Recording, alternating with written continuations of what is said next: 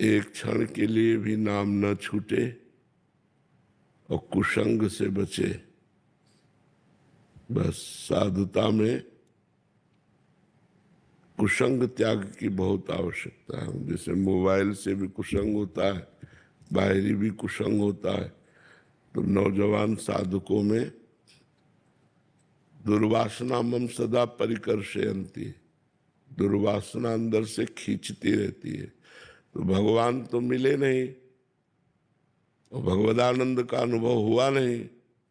वर्तमान में प्रगट सुख दिखाई देता है भोगों का, वो बहुत आकर्षण करता है। इसलिए उपासक को चाहिए आजीवन, जिसे ब्रह्मचर्य रहना है, आजीवन विरक्त रहना है, उसे बहुत सावधानी पूर्वक कुसंग का त्याग करे। जिनके संग से हमारे अंदर काम की वृत्ति बढ़े, जिनके संग से हमारे अंदर लोभ की वृत्ति बढ़े, जिनके संग से हमारे अंदर ममता की बुद्धि बने, उनका त्याग करना चाहिए। दूरादपाश स्वजनान सुखमर्थ कोटिम सर्वेषु साधन वरेषु चिरम निराशा वर्षंत में सहजाद्भुत सौख्य धाराम श्री राधिका चरण रेणु महामिस्मरामी। पारिवारिक संबंधों से दूरी बना के रखे यदि विरक्त है तो। अगर परिवार से संबंध रखता है तो खिचड़ी है, वो विरक्त नहीं है। विरक्ति में खिचड़ी नहीं चलती।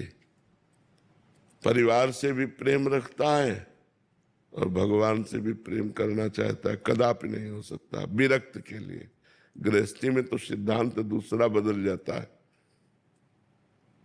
सबकी ममता ताग बटोरी, मम पद मने बांध बटोरी। विरक्त को चाहिए परिवार से एकदम राग रहित।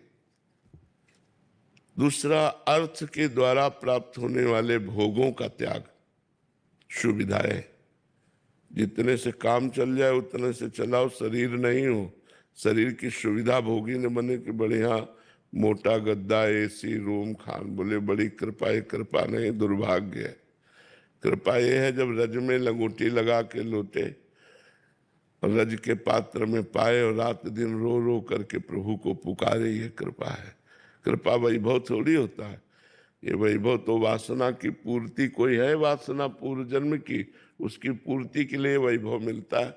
वैभव मिलना कृपा नहीं, वैभव से वैराग्य रहना कृपा है। वैराग्यवान के ऊपर कृपा है। भर्तरी जी ने भगवान शंकर के प्रसन्न होने पर अपनी तरफ से वरदान मांगा कि कभी मुझे सम्मान से भिक्षा न मिले। श्रीपाद प्रबोधानंद जी ने लिखा, सम्मानम कलयाति घोर गर्लम नीचापमानम सुधा श्री राधा मुरली धरो भज सखे वृंदावन माते। अय सखे, अय मित्र, सम्मान को घोर विष के समान समझो और नीच पुरुषों द्वारा किया हुआ जो अपमान है वो अमृत के समान समझो और श्री राधा माधव का भजन करो, वृंदावन को कभी छोड़ो मत। तो ये बातें जो शास्त्र सिद्धांत है, उसमें हम जहां चूक करते हैं वही माया आक्रमण कर देती है। हमें चाहिए कि हम भूल करके भी कभी कंचन कामिनी के राग को स्वीकार न करें, नहीं तो भारी कलंक लग जाएगा, निकल पाना मुश्किल हो जाएगा, माया गिरा कर रौंद देगी। इसलिए जो हमारे पूर्वज, हमारे गुरुजन जिस मार्ग में चले हैं उसी मार्ग में अपने लोग चलते रहे। वैराग्यवान, रूखा सूखा खा के और खूब निरंतर नाम जप।